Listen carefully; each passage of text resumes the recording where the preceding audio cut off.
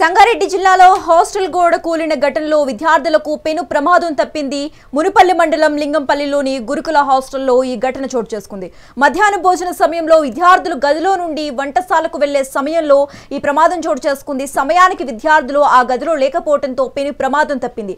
ఇక ప్రమాద విషయం బయటికి రాకుండా హాస్టల్ ప్రిన్సిపల్, వార్డెన్ గోప్యంగా ఉంచినట్టు తెలుస్తోంది.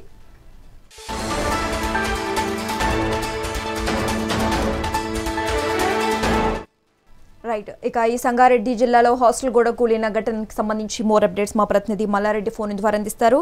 మల్లారెడ్డి, చెప్పండి, సంగారెడ్డి జిల్లాలో హాస్టల్ గోడ కూలిన ఘటనలో విద్యార్థులకు పెను ప్రమాదం తప్పింది. అసలు ఈ ప్రమాదం ఎలా జరిగింది?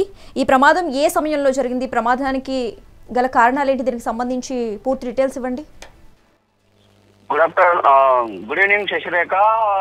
ప్రమాదకర ఘటన జరిగిన సంగారెడ్డి జిల్లా ఆందోళన నియోజకవర్గ పరిధిలోని మునిపల్లి మండలం లింగపల్లిలో గురుకుల పాఠశాలలో జరిగింది. మధ్యాహ్నం దాదాపుగా 1 గంట సమయంలో ప్రమాదకర జరిగిందని చెప్పేసి స్థానికులు చెప్తున్న విషయము.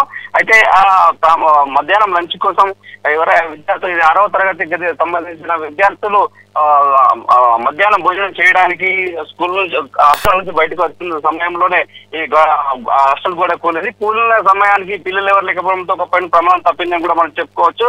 మధ్యాహ్న భోజన సమయంలో అక్కడ ఉన్న స్థానికులు గుర్తించి ఈ తల్లిదండ్రులకు కూడా ఇన్ఫర్మేషన్ ఇవ్వడం జరిగింది. అయితే హాస్టల్ వార్డెన్ కానీ ప్రిన్సిపల్ కానీ ఈ విషయాన్ని పూర్తిగా గోప్యంగా ఉంచింది చెప్పేసి తల్లిదండ్రులు ఆరోపిస్తున్న పరిస్థితి. ఏదేమైనా ఈ పెను ప్రమాదం వల్ల విద్యార్థులకు ప్రమాదం అని తప్పిందని కూడా చెప్పుకోవచ్చు శశిరేఖ. మల్లారెడ్డి, దీనిపై విద్యార్థుల తల్లిదండ్రులు ఏమైనా స్పందించారా ఇప్పటి వరకు? అసలు మరోవైపు హాస్టల్ ప్రిన్సిపల్ కానీ వార్డెన్ కానీ గోప్యంగా ఉంచినట్టు తెలుస్తోంది. అసలు ఎందుకు గోప్యంగా ఉంచారు? దీని వెనక ఏదైనా మర్మం ఏమైనా ఉందా? దీనికి సంబంధించి డీటెయిల్స్ ఇవ్వండి. తల్లిదండ్రులు కూడా ఊపిరి పీల్చుకుంటున్న పరిస్థితి. ఎందుకంటే ప్రమాదం వల్ల విద్యార్థుల ఈ ప్రమాదం నుంచి బయటపడడంతో తల్లిదండ్రులు ఊపిరి పీల్చుకున్నారు. కాకపోతే ఏంటంటే ఈ శిథిలావస్థలో ఉన్న హాస్టల్ భవనం కూడడంతో తల్లిదండ్రులు ఒకంత కూడా ఆందోళన పరిస్థితి.